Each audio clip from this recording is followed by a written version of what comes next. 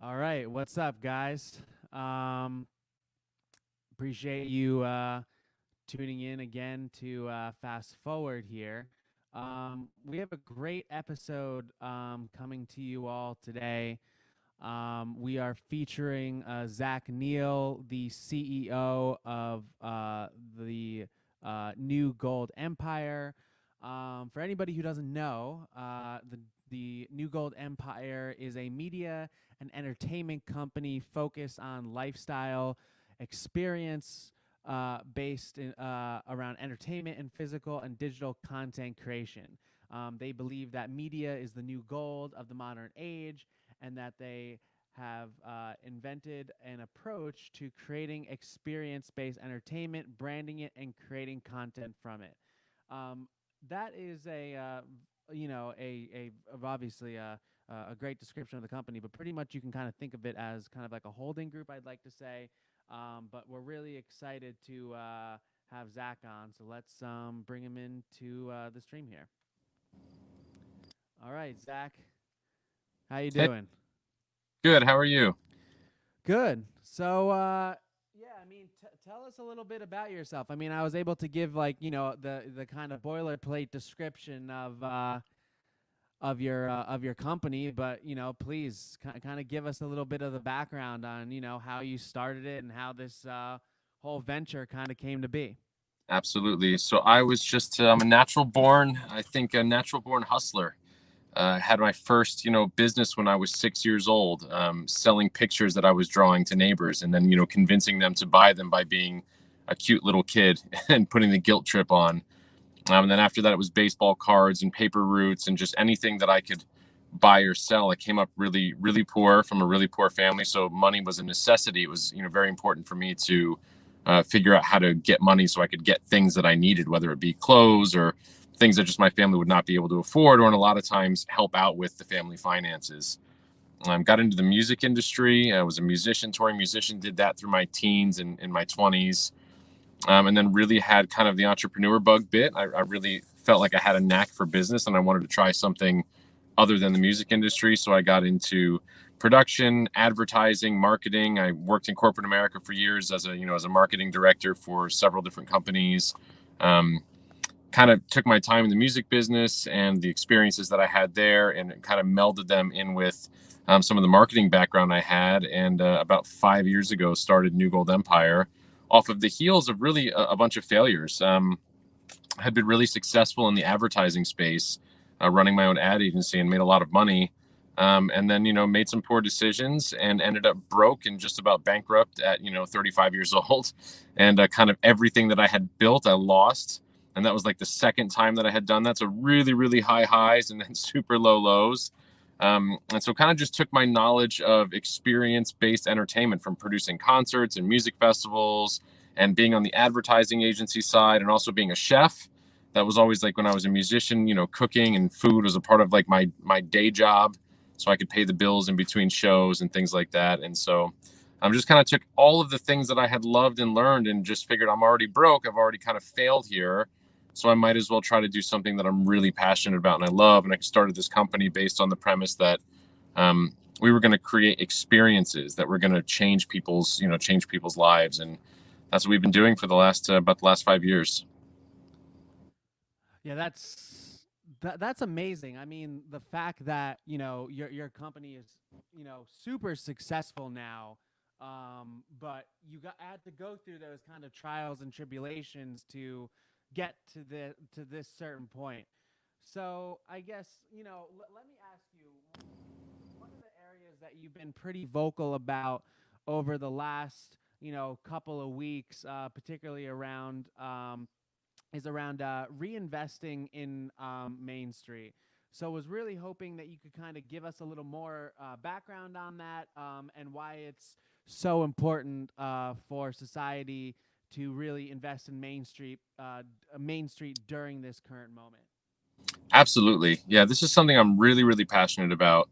Um, as you know, I'm heavily invested in the restaurant industry and in live experience. So I am like into pop up events and bars and restaurants and clubs and hair salons and beauty and excuse me, all of these things that require a pre-COVID world, to really be successful. And so my industry is taking a huge hit, and they're saying 85% of independently owned restaurants and bars and pubs are not going to come back online. And so I feel like we've been really fortunate at our company that we were inadvertently prepared for this.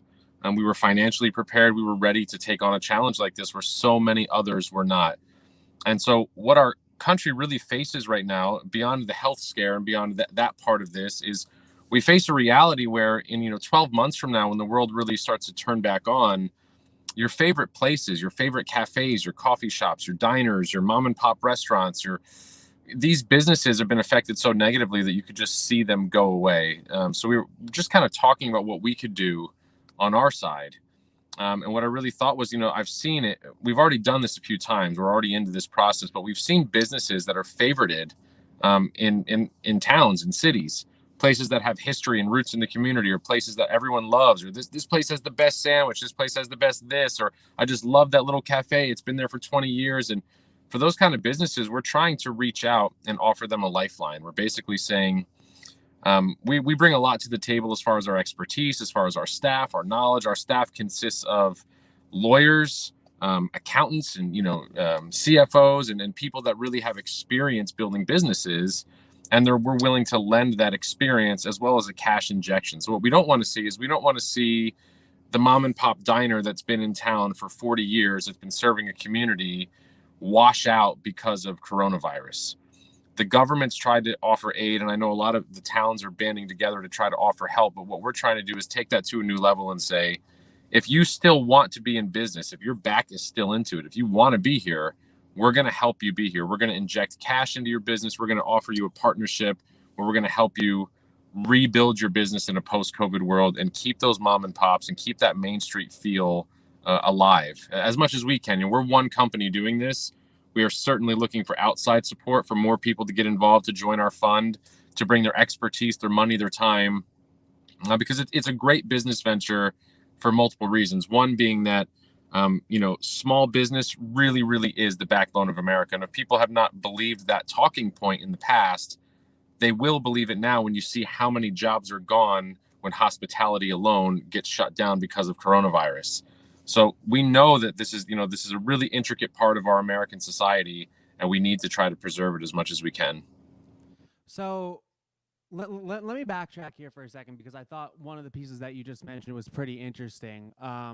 You said that your business was relatively prepared for this financial kind of constriction or recession or whatever it is that they want to kind of call it these days.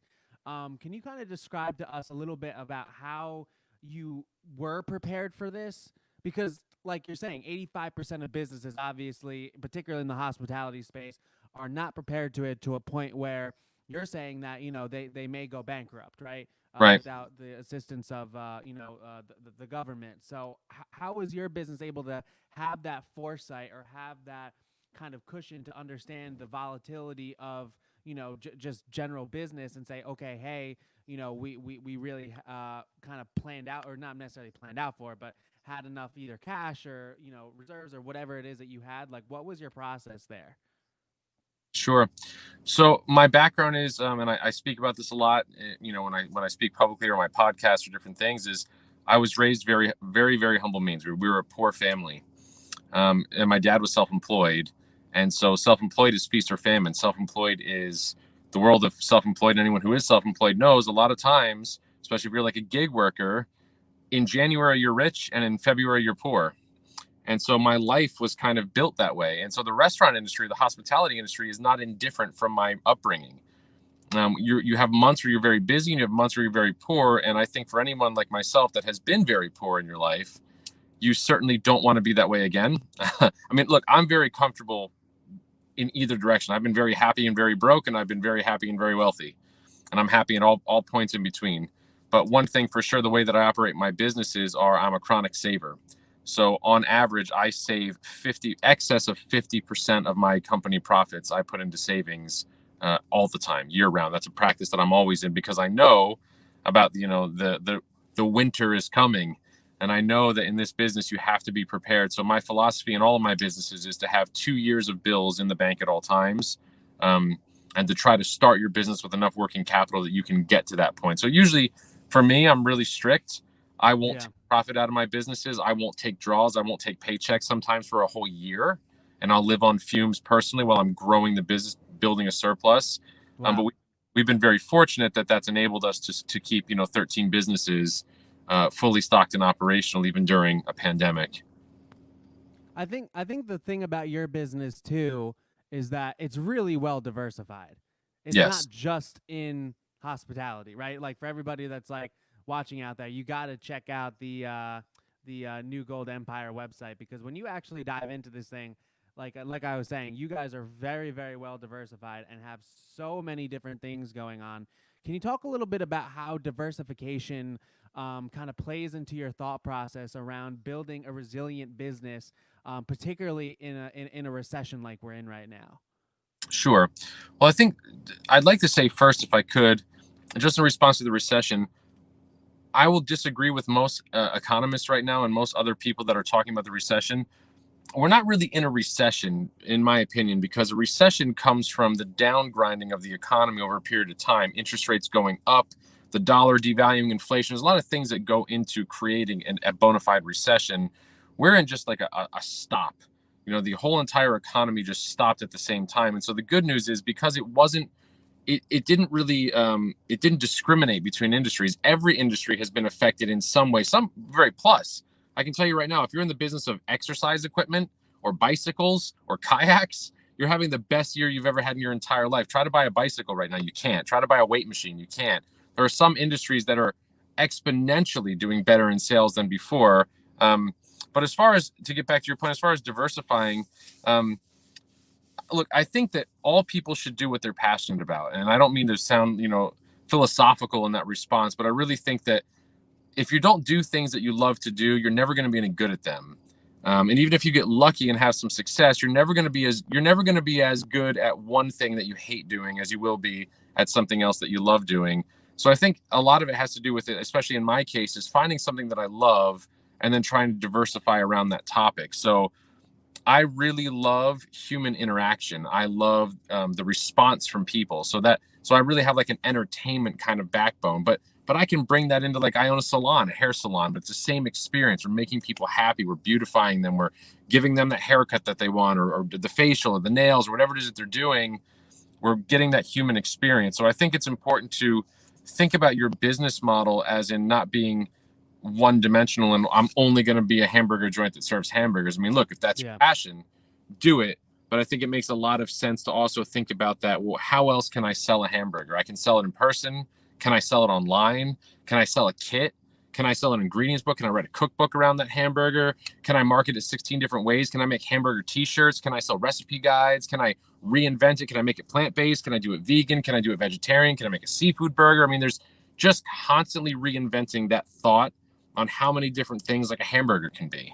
And if you take that philosophy to your business and you think, well, I'm going to sell clothes, how many different ways can you sell clothes? What kind of clothes can you sell? And so that's always been my approach, is how many different ways can we cut this up and do it. And so that's also been really helpful, especially during a time like now when we're in this pandemic and having to really pivot and change what you were doing before to try to stay alive. Yeah, obviously there's been a massive amounts of disruption, not just in hospitality, but in a lot of the industries you're talking about. Music, there's no more live shows until 2022. I was just in New York probably, I don't know, 2 weeks ago, and I was talking to a couple local restaurant owners of people that have been in the neighborhoods of the Upper West Side for probably 20, 30, 40 years.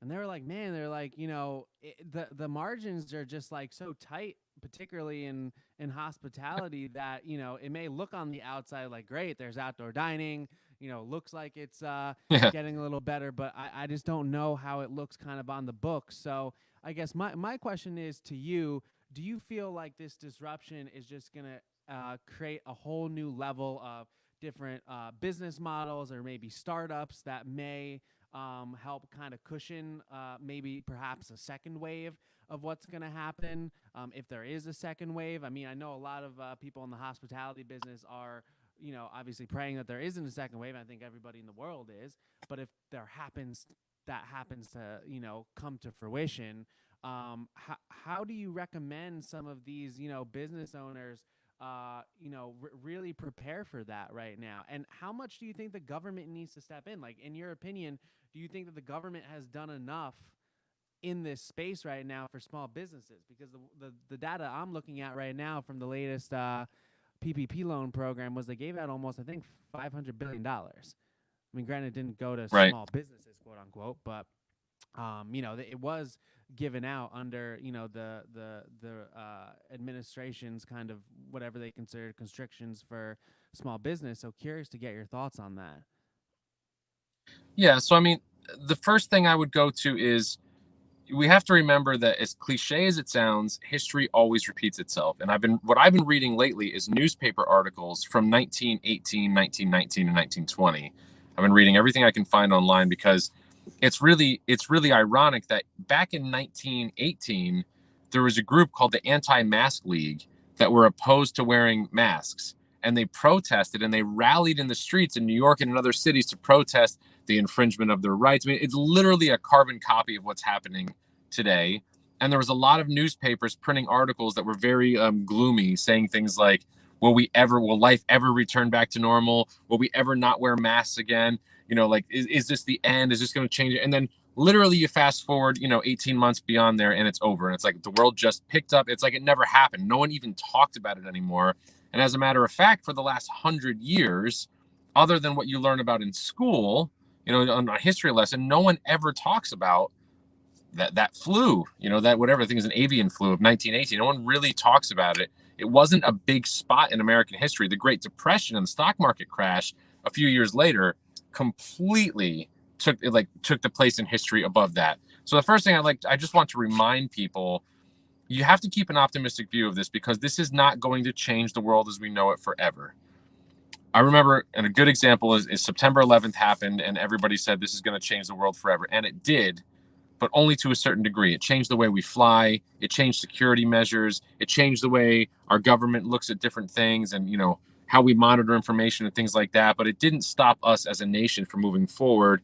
And this won't either. This is going to be not dissimilar to what we did in 1918, 1919. It's going to be the same thing. And it's going to just, when it's over, it's going to be over. So to the second part of your question about, do I think a lot of new businesses are going to come up because of this? Yes. And I've started one of those. I started a mask company. We started a company called Sip Mask, where this is back in February. We developed a mask. Back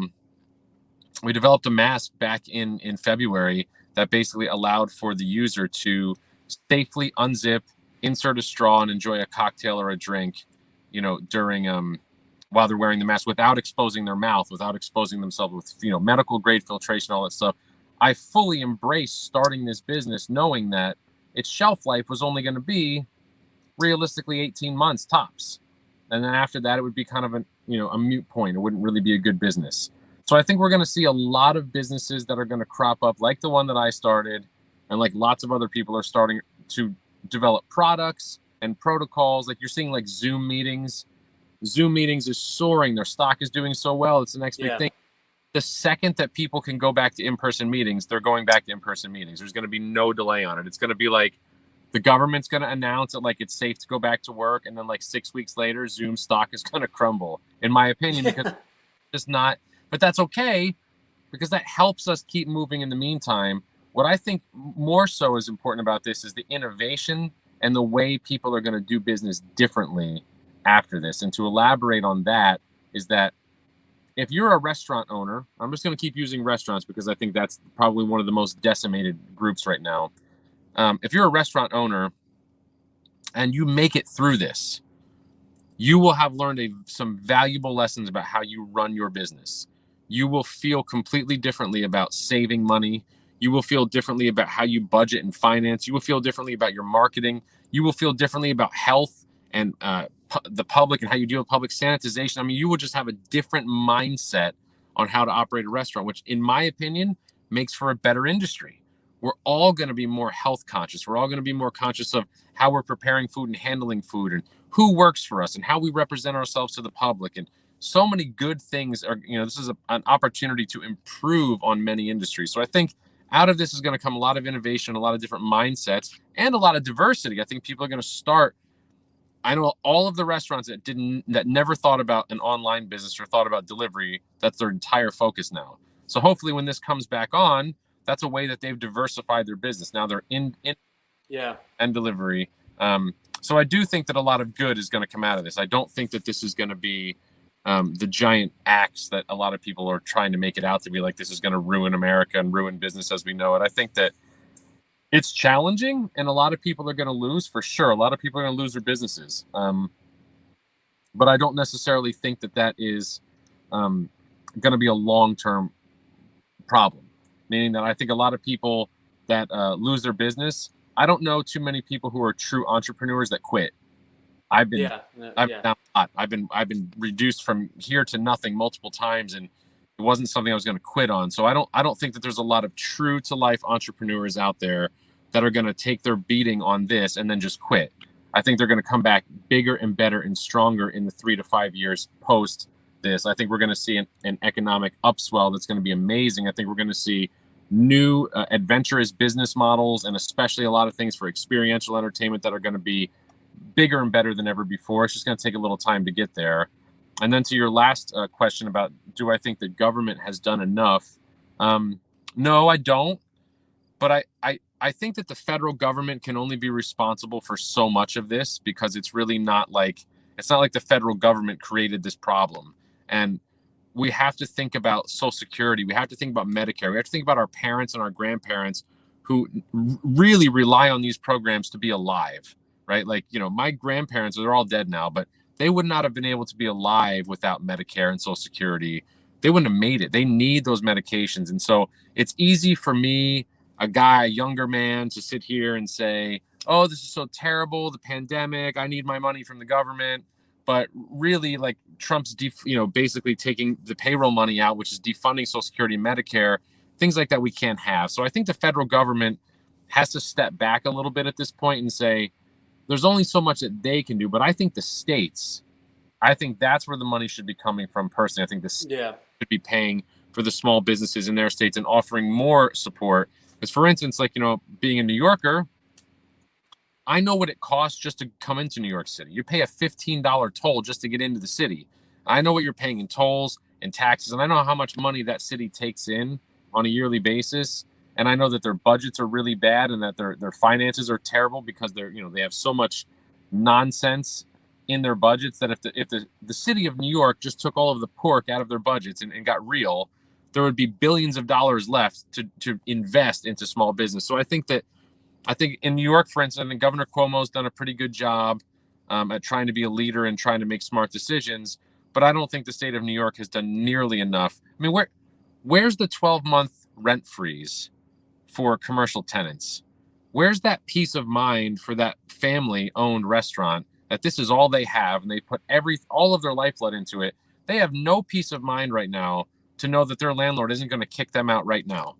The state governments are playing games with people's lives. They're saying, well, we'll delay rent for 3 months. Like, this should be an undisputed, complete lock of evictions, commercial evictions, until the coronavirus pandemic is over, period. And then on the federal level, the state should rally the federal government to enforce those onto the banks that have the mortgages on those properties. So you take your Chase and Bank of America and all, and you tell these people, you have to freeze mortgages, and so that the landlords can freeze rents. Because this is one of those situations where, for the first time in my lifetime, Main Street and Wall Street are in this together. We're in this together. And so the banks have to be cooperative. The landlords have to be cooperative. I think that at very least, giant financial institutions like Chase can afford to freeze mortgages for 12 months after they got, a $75 billion bailout from the federal government just 10 years ago. I think that they can afford to repay that.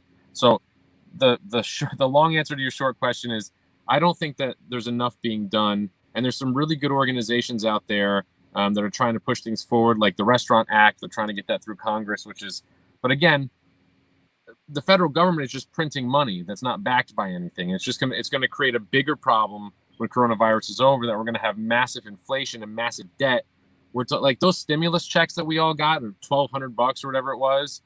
The evaluation on the payback of that for our children is about $30,000 in debt we put on our kids individually to pay back just that one round of stimulus. Yeah, you're always gonna have to pay something back.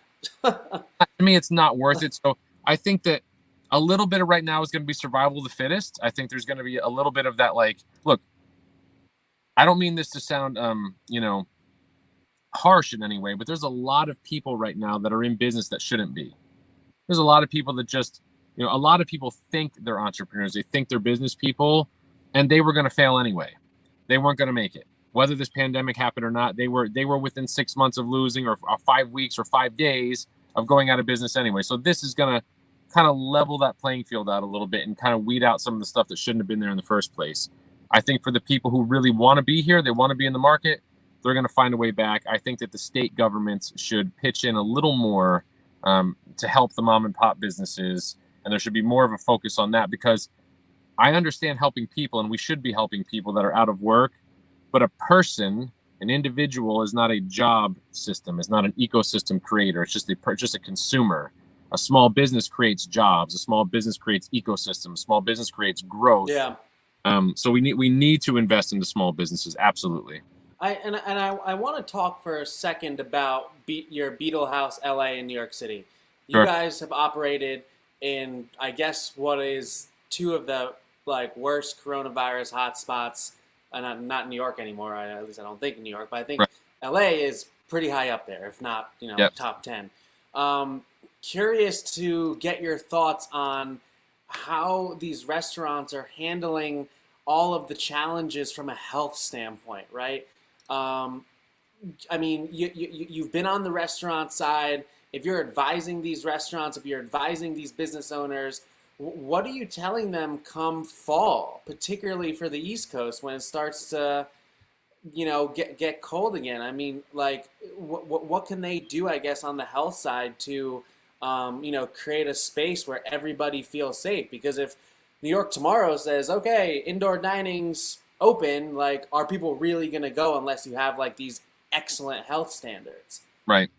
What we did in LA, because we haven't had the opportunity to reopen in New York. We've been closed since March in New York. But in LA, when we got the green light that we could reopen, we waited 3 additional weeks. All of our neighbors opened up right away. We did not. We waited 3 additional weeks.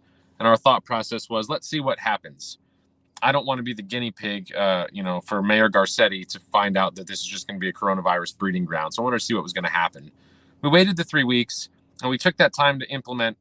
We took what the health standards were that we were being given from the state and the CDC recommendations. We took all of them, we doubled and tripled them. So we built actual sheet curtains around every table in our restaurant. We built them out of translucent vinyl. So almost picture like a shower curtain, but nicer.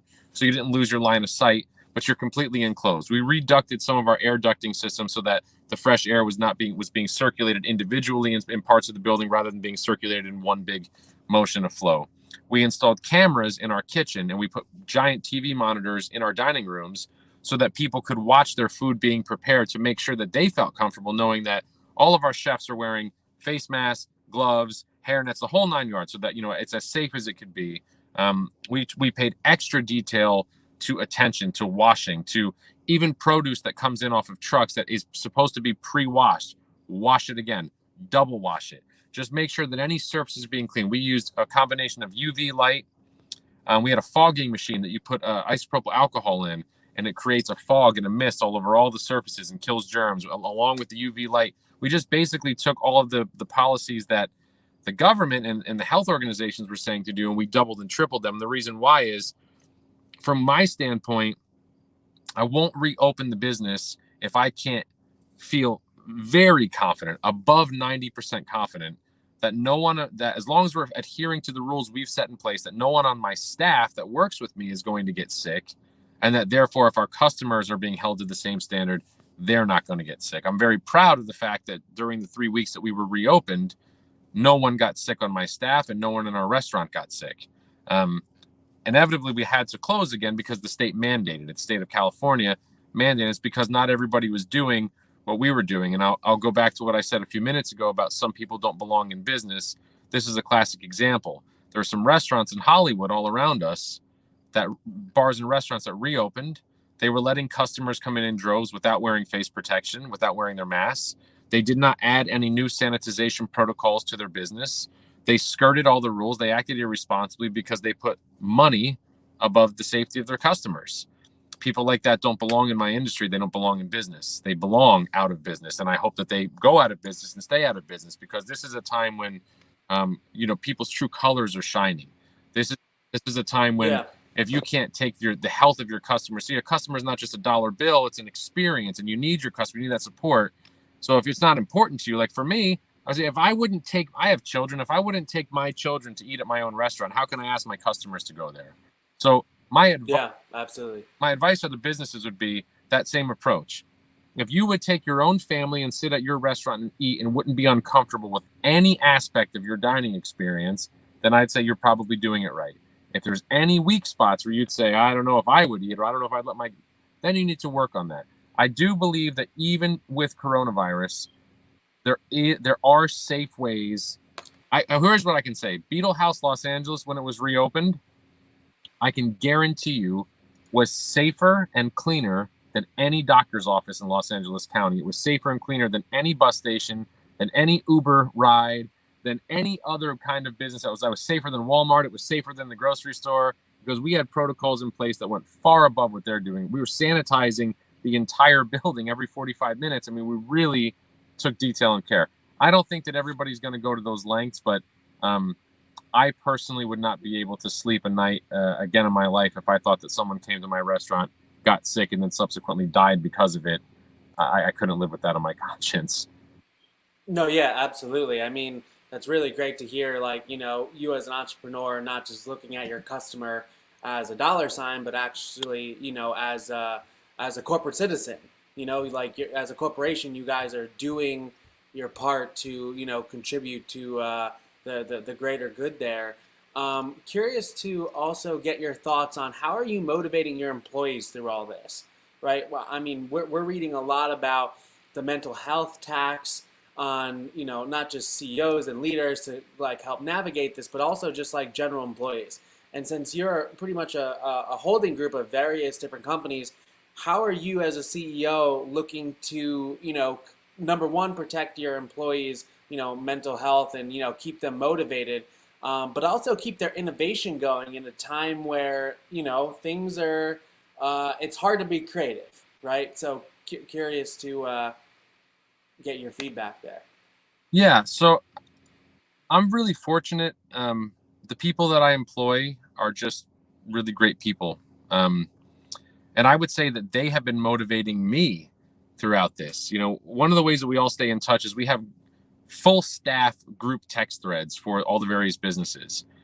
And we don't all talk on them every day, but I would say at least once a week, someone will fire off a text message on this. Some of these groups are 60 people, and everyone will then start responding, and it'll always be memes and different things, and people making fun of political stuff and making fun of each other or whatever, all good-hearted stuff. But the general tone has been everybody's always busting my chops, saying, Zach, when are we getting back to work? When are we opening back up? What's going on? When can we get back open? Can't wait to get back open. So that encourages me so much. It makes me feel like we really did the right stuff on the way up to build an infrastructure where we have a staff that I have really talented people. I have great chefs, and I have great servers and great bartenders and just great people that any business would be lucky to have these folks. They could go work anywhere, but they want to work here. And that's not me. That's just all of them together have done a good job of creating a team environment. And we talk a lot about teams in business, and we talk about family, and everyone always wants to say that we're not like a business, we're like a family. Yeah, right. You're full of shit. You can't create that dynamic without the family creating the family. And so that has to just do with, I'd say I have 160 employees, and I would say 140 of them are actually friends. They talk, they hang out outside of care about each other. So one of the ways I try to be, and I hope that I'm doing a good job, is I just try to be really honest with them about what's going on. When this thing first happened, I told everybody, listen to what the health experts are saying. Don't listen to the politics. Don't listen to the president. Listen to what the health experts are saying. And from the beginning, back in February, they were saying 12 to 18 months. So just believe it. They're not lying to you. Don't get caught up in the drama. It's probably going to be 12 to 18 months, and we will probably be closed for most of that. I had that mindset in March when we were closing, that this is probably going to be a 1-year closure. If we get lucky and we get to open earlier, fantastic, but I would plan to be closed for a year. I've encouraged many of them to go out into the world and work at other places and do what they have to do, knowing that their jobs are always there if they want to come back. So I think that's important as a leader or a boss or whatever your position is in your company right now, just to provide that atmosphere of acceptance, letting your staff know that when you're able to bring them back, there's a job for them. That goes a long way in unsure times. It's kind of like knowing you have a place to go back. Like, you can always go back to your mom and dad's house. It's like that kind of a thing. Whatever happens to you guys over this, you always have a home here. When we turn back on, you can always come back here.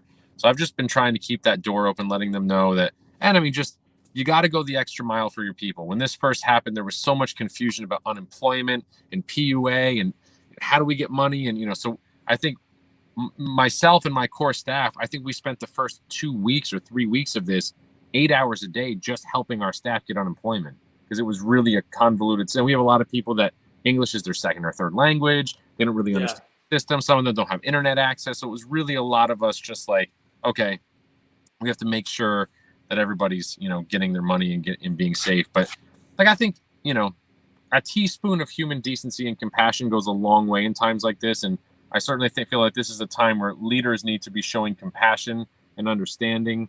If you have the ability to help financially, do it. Always invest in people, man. You can invest in a lot of things, but people are the best investment you can make.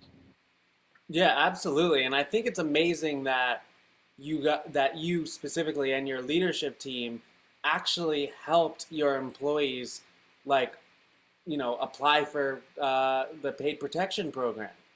I think that's amazing that, you've never gotten too successful or too big to, help your employees really go through that process, because it was confusing. I mean, shit, they definitely did not make it that easy for people to just apply and figure out how to get the checks, and checks were delayed. So obviously it was still is a very confusing situation, as I guess the paid protection program got extended by the Trump administration last week for an extra $400 a month nationally, in addition to what you get on the state side.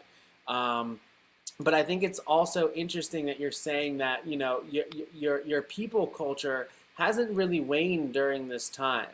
Can you kind of speak a little bit about the process to which, if you are bringing on anybody new or anybody that hasn't been in that culture, how are you still creating that sense of community despite everything just being virtual, right? Sure. My philosophy is that people don't work for me. I work for my people.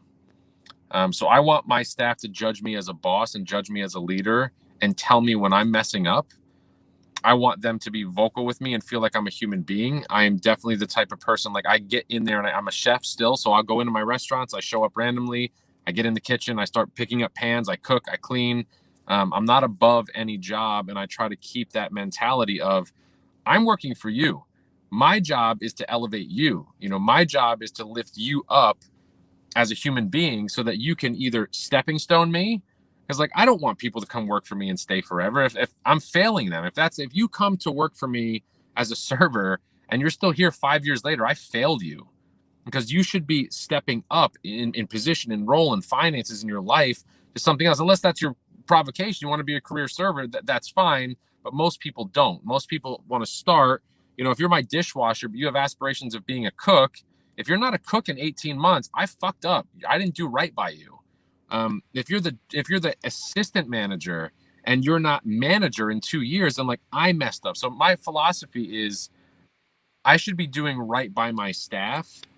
I'm working for them. I'm trying to elevate them, and I'm trying to be better than I should be, better than the status quo, so that they don't want to leave the organization. They want to grow with me, or I'm helping them grow to a point when it's time for them to leave. They're ready to go, but they go with my blessing. We've taken so many people. I had a kid that was a dishwasher for me probably 4 years ago, had never cooked a day in his life. He worked for me for 2.5 years. He was going through college, computer school. He immigrated here from Dominican Republic. This kid worked so hard, it was unbelievable. Like, he was like the hardest working guy I've ever met in my life, and worked his ass off. He wanted to constantly work. I mean, I would be like, and Manuel, you can't work here because you're in so much overtime, you're going to bankrupt me. And he'd be like, what if I just want to come in and get, like, what if I don't clock in? And I'm like, then you're working for free. You know, he's just one of those guys. Yeah. Started as a dishwasher. He ended up being like one of my top head cooks 18 months later, because he just watched what everyone was doing it. And then he graduated from school and went on to be got a major job, like a 6-figure job as a computer programmer. And we were like so happy for him. I mean, that's what I want in my organization. So I think that the people that work in my businesses, I think they feel that. I think they feel, because I'm very vocal on that. Like, let us help you accomplish all that you want to be. And believe me, I have great people. I don't want to see them go, but I want to see them excel beyond what I can offer them. You know, I've had chefs in my kitchen that certainly, my chef Chris Bonotto, he was my chef in LA. Then I brought him to New York to be my chef for me in New York. And he's just a guy that's amazing. He's an amazing chef. He doesn't belong locked up in one of my kitchens. He should be executive over 18 kitchens. So that's what I'm trying to help him get there. I'm trying to help him executive. Now I think he's executive over at least 2 or 3 places. And we're still working together, but in a different role. We're about to partner on something. It's just that type of mentality. So despite not being able to be together in person, we have a team in the sense that we all have each other's backs. You know, somebody's family member gets sick, we're all taking up collections. Somebody needs to get something, we're all there. And I think we've just created that dynamic that, yeah, now it exists virtually. Now it exists in, you know, in the text threads and the, you know, the groups and on Snapchat and all that stuff. But all of my upper management is a part of that. I mean, like, my West Coast business partner is Walter Mosley. He's a Harvard attorney. He's Ebony Magazine's, you know, Power 100 this year. This guy is a big time, you know, a lawyer, master attorney. And he's in the text threads with us, sending the emojis, sending the well wishes, talking to the staff. He's literally driving down to downtown LA and picking up the dishwasher and taking him to the bank so he can cash his check. I mean, this is just the type of organization that we're building, because we're an organization that's built on people. And if you're not fulfilling the needs of your people, you're never going to be successful in business. It all starts with making 3 people happy and successful, so that you can make 6 people, so that you can make 12 and 18 and 118 and 100,000. That's the only way you can really build a real business. Yeah, it seems like you guys have really embraced the flat organization, right? Where, you know, no person is too high to ever have that direct conversation with. And, Correct. And I want to go back to your point a little bit about, you know, you helping people aspire to their, you know, overall career goals.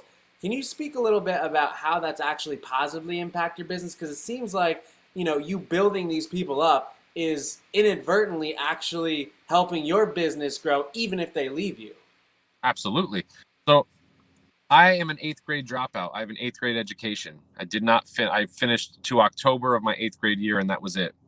I left because I had to go work. I had to go make money. I was a poor kid and I needed stuff, and it was just, you know, I needed to go to work full time. So I kind of see that in other people, and I like to motivate people to tell them that, because, you know, I get a lot of younger people. I get millennials and like people between 18 to 27 that are coming to work a lot, especially in the hospitality industry, and they're really disillusioned. A lot of them already have a college degree, and they don't know what to do with it. They feel like, you know, they got ripped off. I went to college for communications. I just got a bachelor's degree, but you can't even get a job with that anymore. Look, I'm working as a busser with a, you know, bachelor's degree, and I just try to be a source of motivation to them to say, listen, if you have a bachelor's degree, you did way better than me, because I don't even have a high school diploma. So you're already elevated above me as far as education. So if I've been able to do this much, you should be able to do this much more. And I think that how we benefit from that is, well, first of all, it's the truth. Everything you're told, everything that you are told from the time you're old enough to see and hear in this country is a lie. You're programmed to think that you're ugly, that you're too fat, you're too skinny, you don't have enough hair, you have too much body hair, your teeth aren't white enough, your skin complexion isn't right, you're too dark, you're too light, you're too this. It's all this commercial programming to build you into an insecure person, so you buy products. Your skin will be better if you get this. Your eyes will look better if you have this. Your hair will smell better if you get this. And so it's just telling people the truth that your potential is as great as your ambition.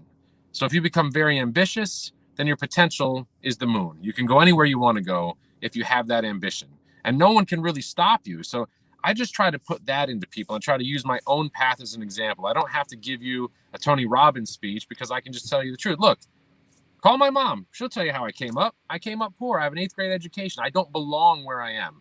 I should not be the CEO of a multi-million-dollar organization. I should not be the CEO of anything. I shouldn't be the CEO of the backyard.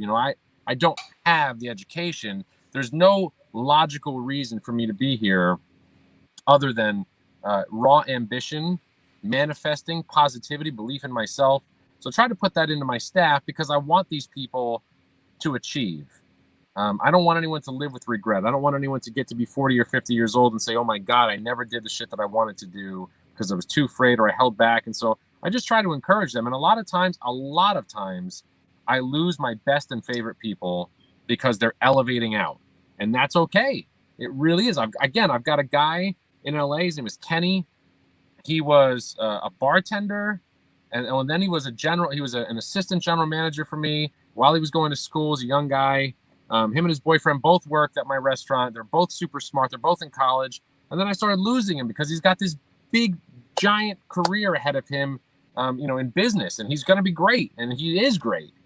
And I'm always encouraging him, but I didn't want to lose him. So selfishly, even after he left, because he was like, look, I'm doing this job. But then, I was able to get him to come back and bartend for me 1 night a week or 2 nights a week if he could, because the money was so good that it was like, come on, you can make like $400 in 4 hours. Come on, dude. Yeah. He does it. Yeah. But I know that eventually he's not going to do that anymore. And I'm happy about that. But at the same time, I have no doubt that as he continues down his path and his boyfriend Jordan continues down his path, we'll just stay in touch. And there'll be some time down the line when our careers will touch again. And it's just good karma, man. It's just like the way that businesses should be. I never had a boss like that. I had bosses that screamed in my face, that gave me a hard time, they expected more out of me than they were willing to do for themselves. You had bosses that didn't want to work for their own business, but they expected me to build it for them at $5 an hour. I just never wanted to be that way. I just wanted people to feel like, even though it's a restaurant or a hair salon or an ad agency or a marketing company or whatever one of the businesses they're working for, that it's not a dead end, that it's, it's a path to something else. And that's why I can never keep an assistant. I need an assistant so bad. Every time I hire one, I tell them, I don't want you to be here in 2 years, because if you're still here as my assistant in 2 years, I failed you. And then they never are. They're always gone. I don't have one. So Yeah. I think it's just really important to keep motivating your people forward. And I think that it is good for your business, because it's when your staff will speak highly of you, when your staff will speak highly of the experience working in your business, that goes miles. When somebody new comes in and the staff is like, this is an awesome place to work, there's no bullshit here, this is a great place to work, that goes miles, really does. Yeah, as a marketing executive, that has to be the best marketing, is social currency of other humans saying that your brand is, amazing, and that, we want to work for you. And it seems like you guys continuously, residually get amazing people. We do. Coming in and out the door and kind of funneling that whole talent process. So let me ask you, obviously, the unemployment numbers are pretty high right now. And, you were describing your upbringing of, going from job to job and having, the bankruptcy thing, and then finally, very much succeeding at business. What is your advice to all of the people who, are either out of work right now or in limbo or just trying to really figure out, what to do as their next move, particularly in spaces like entertainment where, like movies aren't really being made right now, concerts aren't happening. There's a lot of jobs that were there that just may not be coming back for quite some time. What is your recommendation to them as someone who, is an entrepreneur who has gone through this process in a kind of a similar vein, about really building their careers right now in this time? Create.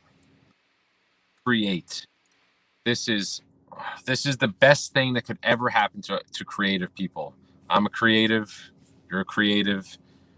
If you are on the side of getting unemployment or PUA money, if you're getting paid in any fashion, then you must view this time as what it really is. This is that time when the United States government paid you to better yourself. And they literally said, would you like to get muscles? We're going to pay you to get muscles. Would you like to lose weight? We're going to pay you to lose weight. Would you like to read a book every week? We're going to pay you to read a book every week. Would you like to create your business model, write your business plan, write the best album of your life, create the new makeup that's going to change the world, write the next story, write the next screenplay, the next script? This is the time to dive into doing the things that you truly love. And if you were the type of person that was in a dead-end job or a career that you hated, and you've been looking for that push, that little thing to say, all right, I'm finally going to try to do the thing I really want to do, now is the time to plan that. I mean, you've been given a gift. Really, you've been given an opportunity to, like, we never get to slow down. I say it every day now. As much as this has been painful for a lot of people, I'm so thankful for this moment in time. This is going to be probably the last time in my entire life on this planet that I'm going to get to press the stop button and slow down. The amount of time that I've been able to spend with my children, the amount of time that I've been able to spend on myself personally, getting my health in order. I've taken up running and fitness and weightlifting and all of these things that I just didn't have the time for before this. The creative space, the writing and creating. And so believe me, when the world turns back on, you want to be ready for it. So whatever it is that you do, just keep doing that thing. This is an opportunity for you to stop all the noise around you and let things get quiet for a minute, and you can really focus on your craft. Because when it turns back on, it's going to be crazy. You're not going to have this anymore. People, I'm telling you, people are going to miss this. They're going to miss the freedom of being able to just explore their interests. I have friends of mine that are like, I didn't even know I could paint. Now they paint all day. You know, I've got one of my business partners, Gia. She's crafty, but like, she painted me like a picture for my birthday. Like all of a sudden she's like an artist, you know, she's like Picasso, because she's just exploring interests. And so I think that would be my honest advice to creatives is, I know it's hard to not worry about money. Look, I'm not deaf to that. You're looking at a kid that spent more time poor than having money. But I just don't think that there's too many people that are going to fail all the way down. You know, again, I'm specifically speaking to people who are getting unemployment or getting PUA benefits or things like that. You got to look at this as an opportunity to really hone your craft and just keep creating and keep working at what you do. Use this time as an opportunity. No, I think that's amazing advice, to really focus on upskilling yourself, right? Like this is the time. Like I think that's such a beautiful way of putting it. Is like the United States government is literally paying for you to become a better version of yourself. 100%. Like, yeah.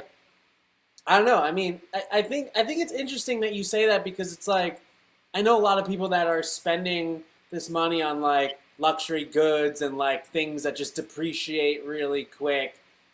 But the way that you're putting it, it's like, why would you do that? Like, you know, this is really the time to like lock in and reinvent yourself and come out like a shooting gun for all of the opportunities. And to be honest with you, I think that there's going to be a lot of businesses that are going to be made out of this, you know, like with all these people having like a lot of time to like really sit, think, like, you know, really, you know, consider what's going on. And I'm just excited for the entrepreneurial stuff and the businesses that are going to arise from this, because people are resilient, you know, a lot like yourself. I mean, the amount of resilience that you've shown throughout your career is just incredible. And, you know, we need more Zach Neils out there to really stimulate this this economy and this, you know, really get it to jump forward.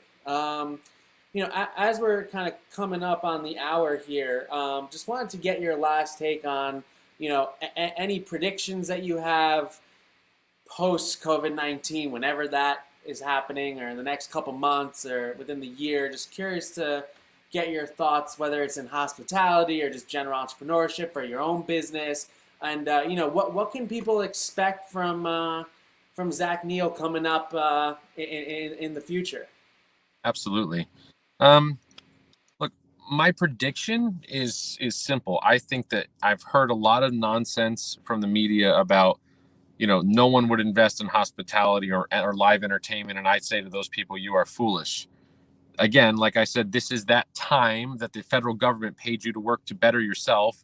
This is also that time that you're going to get the opportunity to buy Apple stock for a penny, because that's what this is going to be coming out of COVID. If you think that 325 million Americans have completely lost their taste for concerts, movies, dining, amusement parks, you are sorely mistaken. If anything, this time has built more anticipation for those things than ever before. So I am not just doubling down, I am tripling and quadrupling down on my investments in hospitality and live entertainment.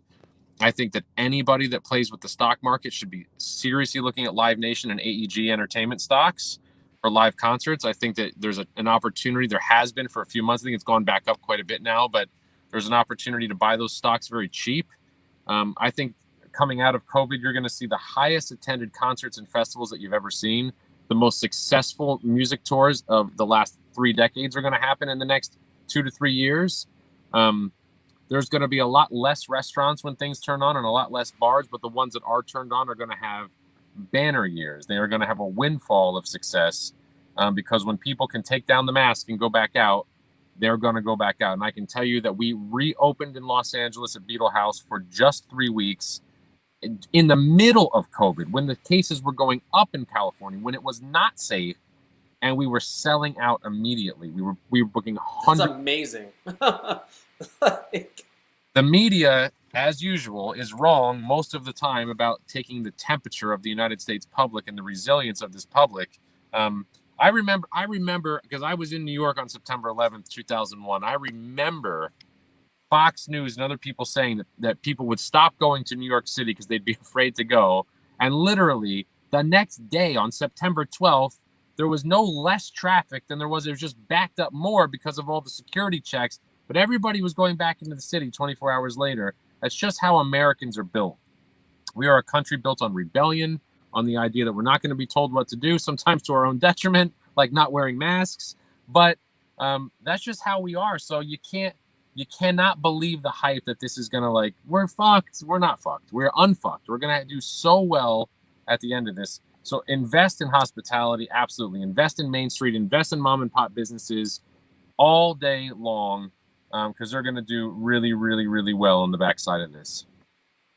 Well, Zach, just wanted to thank you so much for your time, your insight on business and leadership and all these different areas. Has just been super incredible to hear, and I hope everybody at Fast Forward has really enjoyed this conversation, because Zach is an incredible entrepreneur, with amazing businesses, and just, he really dropped some dimes on us. So, it's pretty much like going a little business 101 school here. So just wanted to thank you for all your insight. For people who want to follow your journey, maybe connect with you, how can they do that? Just want to make sure that they can check you out.